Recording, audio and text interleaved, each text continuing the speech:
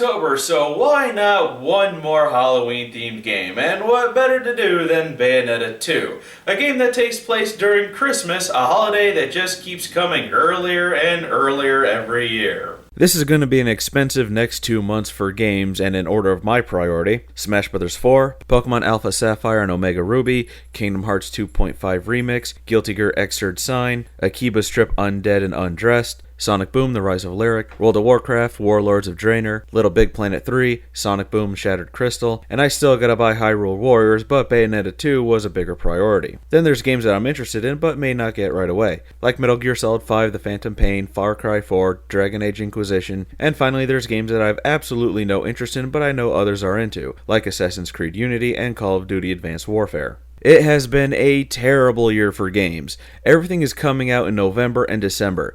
That's pretty normal for a lot of games to be released during the holidays, but there's at least some games that come out during the rest of the year. And the games that did come out were rather or enhanced ports of good games that came out last year. It was a really boring summer, and now it's going to be a winter of too many games, too little time. And January and February are going to have a ton of games as well. And so far, the system that's winning this year, in my opinion anyway, is the Wii U, because all the other most anticipated games that were coming out for the other two consoles were met with a disappointing Titanfall, Watch Dogs, and Destiny were like fireworks. Awesome for the first couple of moments, but then fizzled out quickly. Nintendo is giving us games that have some real staying power right now, in addition to giving us a lot of value for our dollar. Bayonetta 2 is the perfect example, as it gives you 2 games for the price of 1. During its development, there was a huge controversy about it being a Wii U exclusive. A lot of fans were outraged that they now had to buy a new console to play the sequel. While I can empathize with them, Platinum Games did say that if it wasn't for Nintendo,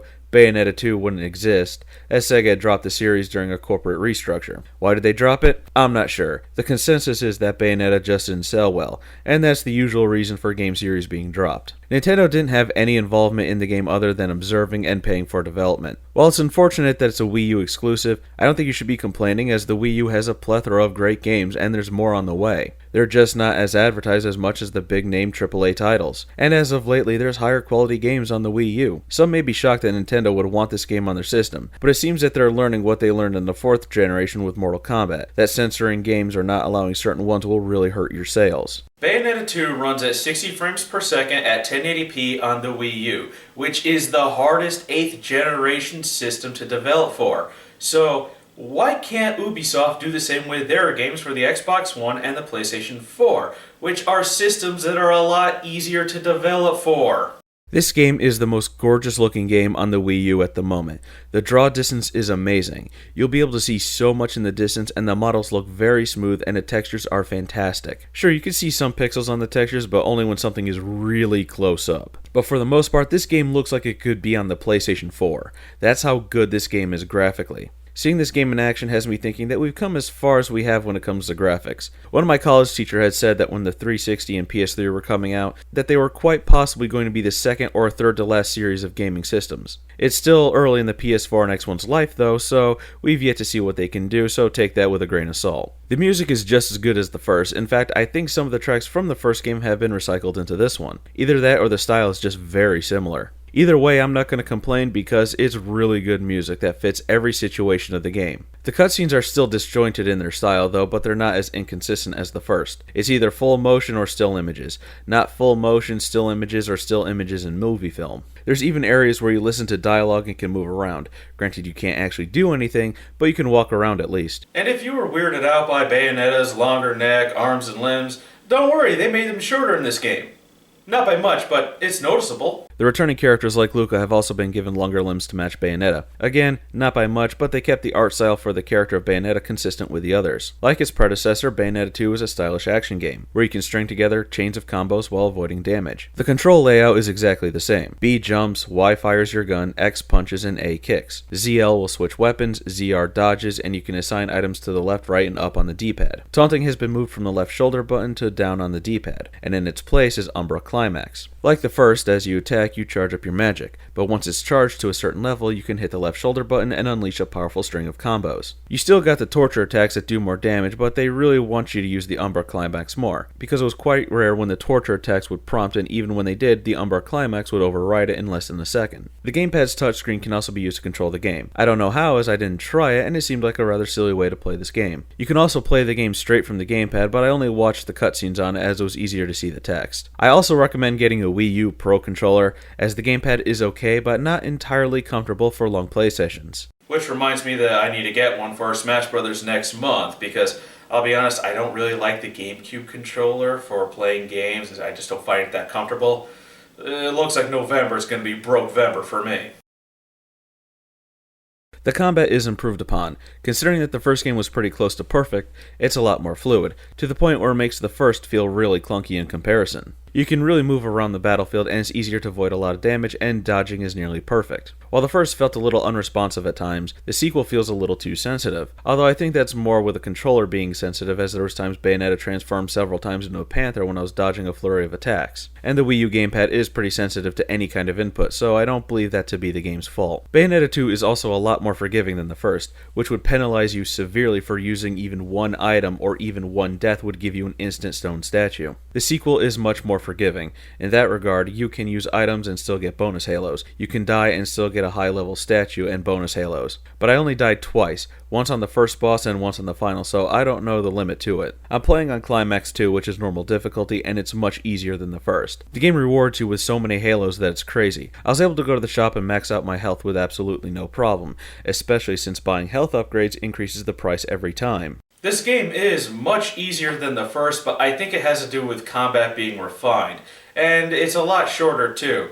It took me 11 hours to beat the first Bayonetta, but it only took me 7 hours to beat this one, and I think that's the better length actually. I think that any game that goes over 8 hours that's not an RPG overstays its welcome, so I was satisfied with Bayonetta 2's runtime. The story is written extremely well. At first you maybe think that they're just recycling the story from the predecessor, but don't worry. They don't. In fact, the story explains a lot more of Bayonetta's background, and while the first didn't leave any open-ended questions, the second explains the origin of Bayonetta's heritage, and it gives more explanation to story elements using the first and expanding the lore of the series. There isn't that much humor, but when there is, it's really funny, and at Luca's expense, of course, and there's less sexual double entendres. Not that there were that many in the first game. There is a character with amnesia that Bayonetta helps, and they have a really good moment where she empathizes with him. You even get to see how Rodin makes Bayonetta's weapons. The story takes itself more seriously than the first, but does leave you wondering, what will they do for a third installment in the series? There's no cliffhanger, no unanswered questions, as the game wraps up everything quite nicely. But since the first is directly connected to the second, and since that ends the story arc, a third game would have to start its own new story arc. Speaking of story, there's one part where you go into hell. Now before I talk about that,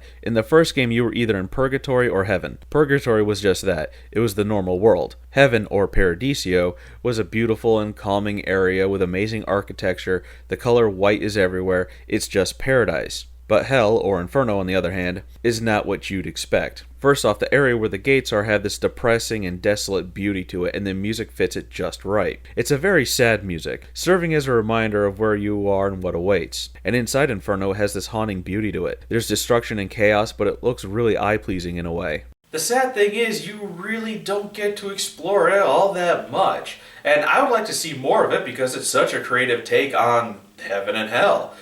Hopefully a potential sequel allows us to explore the realms a little bit more. While Paradiso and Inferno are the opposite of each other, so are the angels and demons. The angels still have that white and gold look. They have a white stone outer shell and the faces range from childlike to adult. But the demons are the opposite, sporting a dark blue and red coloration and looking nearly mechanical. I really like this contrast between the angels and demons. It was a really creative way to show the two opposites. Everything about this game is just so well crafted, and it delivered on everything it promised. It lived up to its hype, and it wasn't overhyped either. I haven't tried Tag Climax as I only focus on single player aspects. Bayonetta 2 has received high marks across the board, but one review has drawn controversy, and that's the one from Polygon. Polygon is a site that I barely go to since they've become annoying social justice warriors and continue this Gamergate controversy while other sites have dropped it entirely. Polygon continues to point out problems but doesn't offer any solutions. The author of the Bayonetta 2 review review gave it a 7.5 out of 10. 7.5 isn't a bad score, but the parameters for that score I feel were unfair. He said that he didn't like the camera angles that focus on her chest, butt, and crotch, and said that it was sexist gross pandering that puts a dent in an otherwise great game and that it requires a much bigger mental compromise to enjoy. It's unfair to give a game a lower score because of your own personal agenda. If the author wasn't comfortable with the adult themes in the game, then he should not have reviewed it. He's obviously not mature enough to handle it. I find it funny that there's people who will wholeheartedly accept gruesome violence in games, but a woman in a tight bodysuit made of her own hair is considered a bad thing. I'm gonna borrow something from a review on IGN because I agree with it and could not have said it better myself. Bayonetta remains one of the most charismatic and powerful heroines in the medium. There are none of the sleazy moments that pepper the likes of Lollipop Chainsaw and Killer is Dead. The sexualization here serves to empower, not belittle. I don't think I could agree with that statement any more than I already do. We've come to a point where gory violence is perfectly okay, but sexual imagery is evil. And that's really hypocritical. If you're against sexual images but not violence, then you really need to get your priorities in order because violence is worse. But all that will be discussed in depth in a later video when it's done. I'm very glad that I bought Bayonetta 2. I haven't been this satisfied with a game purchase all year, tied with Smash Bros. For 3DS and Satisfaction. While I was disappointed with 2 out of the 3 most overhyped games of this year, Watch Dogs and Destiny, Bayonetta 2 kicks those games into the center of overhype hell where they belong. Bayonetta 2 comes with a first which adds a lot of value when buying the sequel. It's the second highest rated game of the year according to Metacritic, right behind The Last of Us Remastered, and since that's a port of a game released last year, it doesn't count in my books. So right now, Bayonetta 2 is the highest rated new non-ported game of the year. But Super Smash Bros. For the Wii U will probably beat it. Nintendo is back on the right track, and if more games of high quality like Bayonetta 2 keep being released on the Wii U, it will have no problem competing with the PS4 and the X1. Please, please, Nintendo, I'm begging you, throw more money at Platinum to make Bayonetta 3. This game is now tied with Dust and Elysian Tale as my favorite game of all time. It's perfection.